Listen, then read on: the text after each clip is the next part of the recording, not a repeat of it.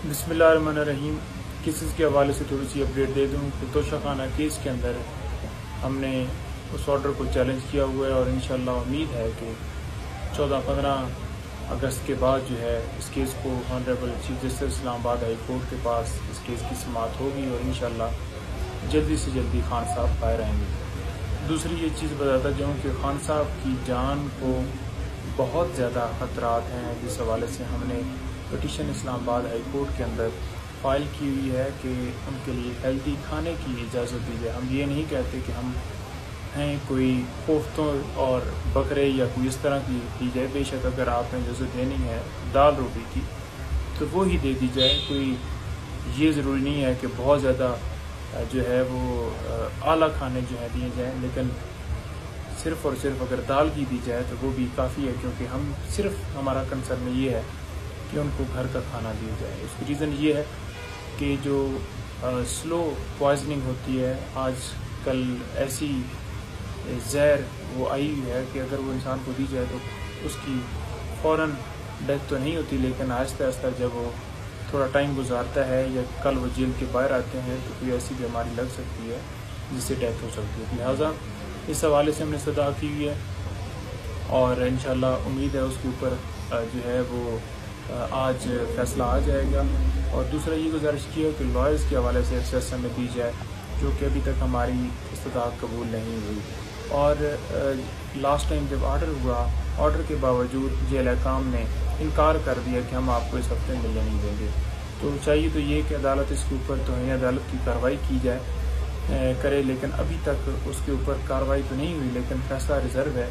Lawyers की meeting, doctor की meeting और उनकी पार्टी के सरबराहान की मीटिंग, उस हवाले से तो हम ये चाह रहे थे कि उनकी तबीयत दरियाफ़ में। लगता ही है कि हमें इजाज़त इसलिए नहीं दी जा रही क्योंकि लास्ट टाइम जब मैं मिला तो बाहर आके मीडिया के ऊपर मैंने बताया कि खान साहब को इस पोजीशन में रखा गया है, तो जिसकी वजह से उन्हें ये डर आ गया कि अगर दोबारा ये खान साहब से मिलेंगे, कोई भी वकील मिलेगा तो वो फ़ौरन आके बाहर बताएगा। तो लिहाजा जो वो एक प्रोपेगेंडा कर रहे हैं कि हमने B क्लास दी है तो वो उनका एक्सपोज हो जाएगा। उसके साथ साथ खान साहब के हवाले से अपडेट ये है कि जिस वक्त लास्ट टाइम मुलाकात हुई, खान साहब पूरे मोराल में हैं, पूरे उनके हौसले बुलंद हैं और ज़रा भी घबराए हुए नहीं हैं। कभी उन्होंने ये नहीं कहा कि मुझे A क्लास या B क्लास के लिए आप रिक्वेस्टें करो या कुछ करो, बल्कि उन्होंने कहा कि मैं B क्लास में भी रहने के लिए तैयार हूँ, गुलामी कभी भी मैं कबूल नहीं करूँगा।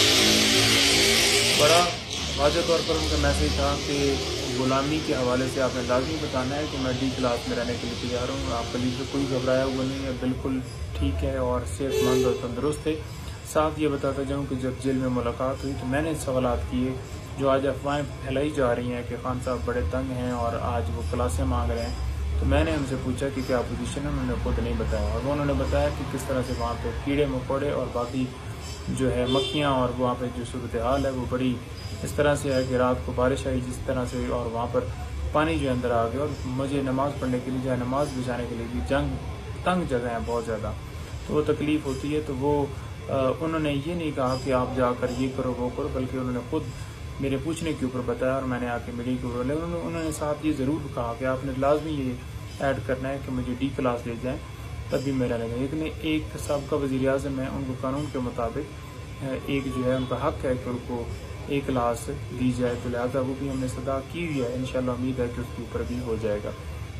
और जो FIA के हवाले से हमें नोटिस भेजे जा रहे थे, चीफ साहब ने इतराज़ात ख़त्म करते हुए उस केस को 16 के लिए फ़िक्स किया है। इंशाल्लाह उस केस के अंदर भी फैसला होगा। जो लॉयर्स खान साहब की लीगल टीम है, बेसिकली उनको हिरासत किया जा रहा है कि किसी तरह से अब ये जो आवाज़ आ रही है उसको बंद किया जाए और इंशाल्लाह इसके ऊपर चीफ साहब एक्शन लेंगे और जो अपना ऑर्डर किया हुआ था उसको क्लियर करेंगे और रिव्यू करेंगे। तो रिव्यू वाली अब पटिशन जो हमारी है वो हमने फ़ाइल की है, इंशाल्लाह 16 के ऊपर उसके ऊपर समाअत होगी।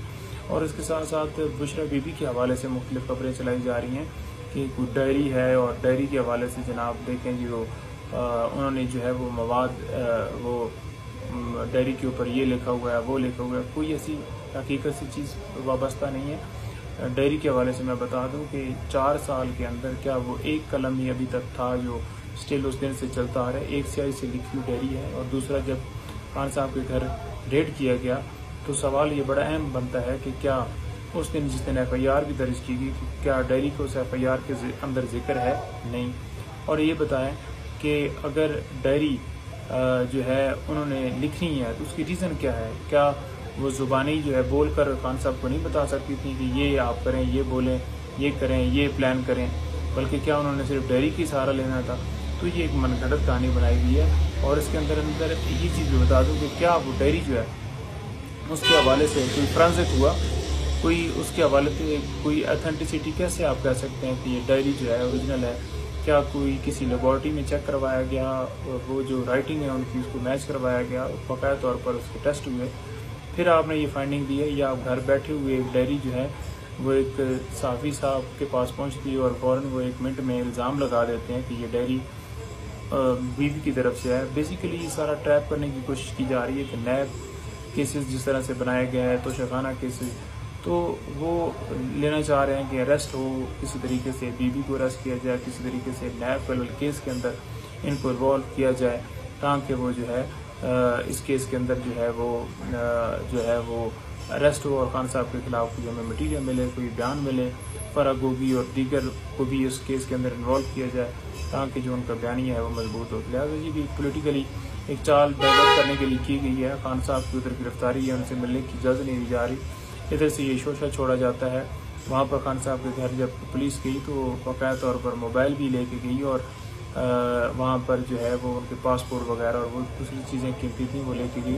उनका क्या काम था वहाँ पर लेके चीज़ें जाने का?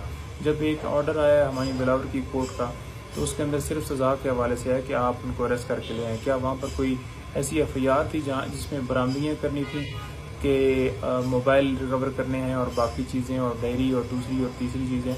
डायरी अगर आपने कोई वहाँ पर अगर उठाई है तो आज तक जिस दिन से अरेस्ट हुए आज तक जिक्र क्यों नहीं? आज अचानक से क्यों जिक्र किया गया?